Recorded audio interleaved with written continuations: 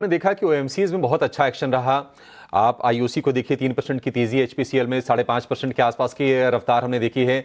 चंदन जी, अब Brent crude का भाव $70 के नीचे चला गया है, एक अच्छा संकेत है और इन कंपनीज के लिए भी काफी पॉजिटिव होता है। आप जरा चेक करके बताइए कि अगर किसी को नया ट्रेड भी अगर लेना हो ओएमसीज में, तो तीनों जो प्लेयर्स हैं, बीपी, एचपी, आईओसी, उनमें से आपको सही क्या लग रहा है? देखिए, क्रूड स्टेबल है वो। इंडिया एज इकोनॉमी काफी अच्छी बात है यहाँ पे, क्योंकि इन सारे जो भी रुपी डॉलर के कंसर्न्स है उसके चलते क्रूड स्टेबल एक पॉजिटिव हमारा ट्रिगर है।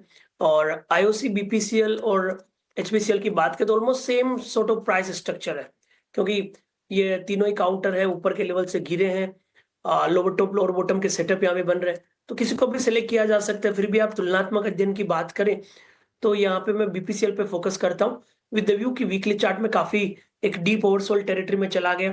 375 से लेके यहाँ पे लगभग 235 तक के करेक्टिव मूव देखने को मिले। अभी बॉटम प्रोसेस बन रहे हैं।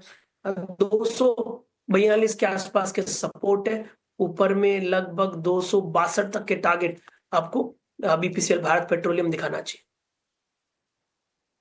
262 तक के टारगेट।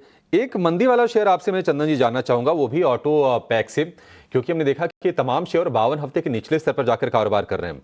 बजाज ऑटो की कल क्लोजिंग बहुत ही खराब रही है, वैसे लगातार ये गिर ही रहा है शेयर। 7,332 रुपए पर गिरते गिरते आ गया है 12,700 वाला शेयर। हीरो मोटो में भी हम स्ट्रक्चर वीक देख रहे हैं। कहीं कोई फ्रेश शॉर्ट के मौके आपको दिख रहे हैं? और मान लीजिए किसी ने शॉर्ट किया हो ऑटो में, कहां पर अभी बना के रखें अपने बिकवाली के सौदे को? कि बजाज ऑटो का स्ट्रक्चर बिगड़ चुका है और ये बहुत स्ट्रॉन्ग काउंटर होता था जो 50 दिन के मूविंग एवरेज के नीचे नहीं जाता था। 18 अक्टूबर को ये लेवल तोड़ने के बाद इसने वापस मुड़ के नहीं देखा है, और उस टाइम जब नेगेटिव सिग्नल आए थे ट्रेड बेस सेटअप की बात करें तो वो लगभग 10,000 के नीचे है, और वहां से 30% तक का करेक्टिव मूव भी इस काउंटर में देखने को मिला है। तो एज ऑफ नाउ तो नेगेटिव स्टेंस है, जब तक 7,550 7,600 नहीं निकलता है नीचे में 7,000 6,900 तक के टारगेट भी बन सकते हैं।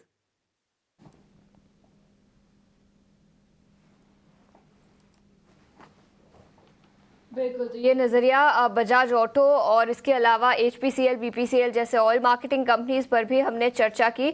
लेकिन इस बीच मोतीलाल ओसवाल के राहुल शाह भी हमारे साथ जुड़ चुके हैं। राहुल जी, गुड मॉर्निंग और शुक्रिया समय निकाल कर रीटिना स्वदेश के साथ जुड़ने के लिए। जियोपॉलिटिकल फ्रंट पर काफ़ी कुछ होता हुआ पिछले कुछ दिनों में नजर आया है। टैरिफ वॉर को लेकर भी काफ़ी कॉमेंट्स निकल कर आई है। इस बीच भारतीय बाजारों में गिरावट तो दिखी है, लेकिन ब्रॉडर मार्केट और इंडेक्स लेवल की बात करें तो क्या आपको लगता है कि और भी दबाव भारतीय बाजारों में दिखाई दे सकते हैं अगले कुछ महीनों में?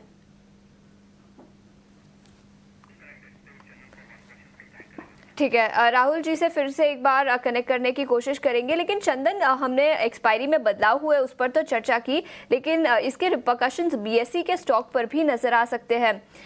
पॉजिटिव न्यूज़ है बीएसई के लिए, नेगेटिव न्यूज़ है बीएसई के लिए, लेकिन स्टॉक और टेक्निकल्स पर देखें तो बॉम्बे स्टॉक एक्सचेंज स्टॉक पर आपकी क्या राय होगी?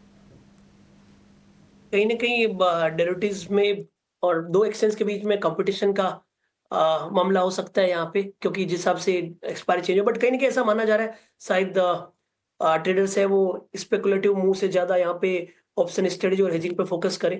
बट सिंपली हम टेक्निकल सेटअप और स्टॉक्स के रिकमेंडेशन की बात करें तो बीएससी पिछले 7 दिनों में ऊपर के लेवल से अच्छा करेक्टिव हो चुका है।